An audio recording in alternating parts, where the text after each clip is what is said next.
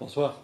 Merci d'être là ce soir. Est-ce que la grève risque d'avoir des conséquences dans les établissements scolaires du second degré demain ? Alors demain, il n'y a pas d'examens nationaux, ce sont que des épreuves locales dans les établissements, comme il y en a souvent. Donc oui, il y aura des conséquences, puisque s'il y a certains bacs blancs, ils pourront être repassés ou des épreuves seront revues plus tard.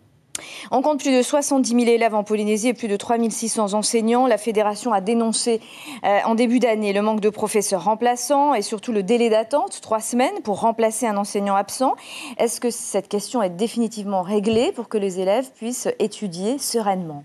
Oui, la question a été rapidement réglée. Le problème se pose également du vivier des remplaçants. Donc oui, en début d'année, nous avons eu quelques soucis, quelques difficultés pour la mise en œuvre des remplacements. L'État a réussi à mobiliser les moyens et donc on a pu mettre en place des blocs de moyens provisoires pour accueillir des contractuels et pour remplacer les enseignants qui n'étaient pas là. Le mauvais chiffre du décrochage scolaire en Polynésie, 30%, c'était le chiffre de 2016. La mission de lutte contre le décrochage s'occupe de 90 enfants par an. Qu'est-ce que vous en pensez, vous, en tant que vice-recteur ? Le décrochage scolaire, c'est un problème national. On y a travaillé en métropole, on y travaille dans les DOM, on y travaille ici en Polynésie. L'objectif, c'est de raccrocher les élèves, c'est de pouvoir à tout moment leur apporter une solution. Donc le décrochage, il est dû à plusieurs phénomènes. Un phénomène de mal-être, également un phénomène de mauvais positionnement. Les parents sont responsables aussi dans ce décrochage et il n'y a pas que les enseignants. Non, nous devons tous être autour des enfants. Et c'est justement nos vues complémentaires qui permettront d'accompagner les élèves. Et donc, nous avons besoin des parents à tout moment. Est-ce que la nouvelle réforme qui est aujourd'hui appliquée va permettre de réduire ce chiffre de décrochage scolaire ? On n'a pas vraiment le sentiment que c'est l'enfant qui est placé au centre de cette réforme, mais plutôt l'enseignant. Bien au contraire, la refondation de l'école est particulièrement intéressante.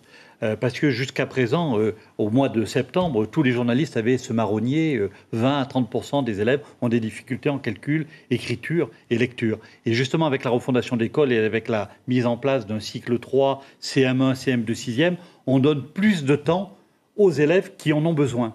Et on permet aux élèves qui n'en ont pas besoin de développer leurs compétences. Donc cette liaison école-collège est fondamentale. Elle ne se faisait pas ou très peu dans notre système, puisque l'école vivait sa vie de son côté et le collège du sien. Et une fois par an, on faisait passer les élèves de CM2 en 6e. Là, l'objectif, c'est que les enseignants travaillent ensemble, les enseignants spécialistes des apprentissages qui sont à l'école et les enseignants spécialistes des disciplines qui sont au collège. Vous avez récemment signé une convention avec l'armée pour la mise en place d'une formation de classe défense pour apprendre à se protéger des cyberattaques devenues quotidiennes, on le sait, dans le monde entier. Comment faire pour que les jeunes choisissent d'aller vers ces métiers d'avenir ? Alors, nous sommes très ambitieux en Polynésie et nous avons un partenariat avec la Défense particulièrement remarquable et qui est écouté et lu. Nous avons monté 8 classes de défense et au Taoné, avec le BTS service informatique, il y a eu une classe de défense plutôt orientée vers la cyberdéfense. Alors, les jeunes, les élèves sont tous intéressés par l'informatique et la France et l'éducation. Nous avons une culture ancienne de l'informatique, ce qu'on appelle le codage, qu'on appelait la programmation. Donc, on peut faire venir rapidement et normalement les élèves vers ce genre de métier. L'État investit chaque année 60 milliards de francs pacifiques dans l'éducation en Polynésie, mais la Polynésie a parfois un petit décalage avec les réformes qui se font en métropole. Je sais que vous allez me dire non. Comment cela va se passer pour la réforme du baccalauréat d'Emmanuel Macron ? Est-ce qu'elle sera mise en place ici en temps et en heure ? La réforme sera mise en place dès la rentrée prochaine au niveau de la classe de seconde. La classe de seconde, il y a peu de changements.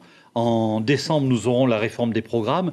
Et donc, l'année prochaine, en 2019, on aura bien la classe de première. Mais vous savez, la réforme du baccalauréat, c'est une réforme qui est tout à fait dans la lignée de la réforme qu'avait fait Xavier Darcos au niveau du baccalauréat et du lycée.